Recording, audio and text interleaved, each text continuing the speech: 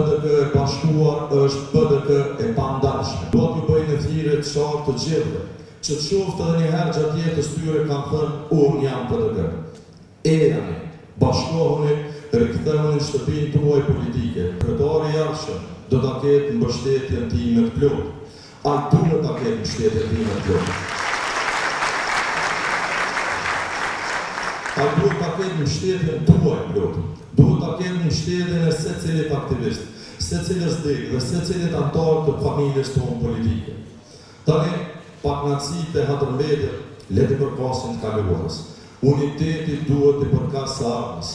Nga ky moment, kryetari i ri do të jetë zëri ynë, uniteti ynë, forca jonë.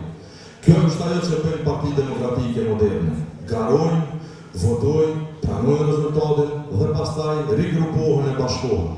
Me kryetarin e ri dhe me mbështetjen e secilit prej nesh, PDK do të ecë drejt fitorëve të reja, sepse PDK e bashkuar është PDK e pandashme.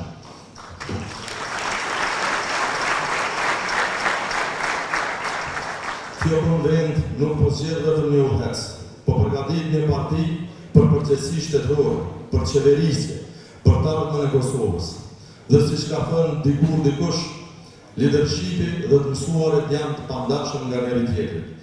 Gjatë çdo kësaj kohë kemi mësuar shumë, ka mësuar edhe unë, sidomos nga vendimet e vështira që kemi marrë ndonjëherë. Sepse për shkak të ambicieve individuale, që megjithatë janë demokratike, ka ndodhur që t'i vendosin votuesit tonë pozitë pa drejtë, të vështira, pa favorshme ndonjëherë. Unë e pranoj këtë sot me sinqeritet dhe përgjegjësi. Prandaj, sot nga kjo foltore, dua t'ju bëj një thirrje të qartë të gjithëve, që të qoftë edhe një herë gjatë jetës tyre kanë thënë unë jam PDK.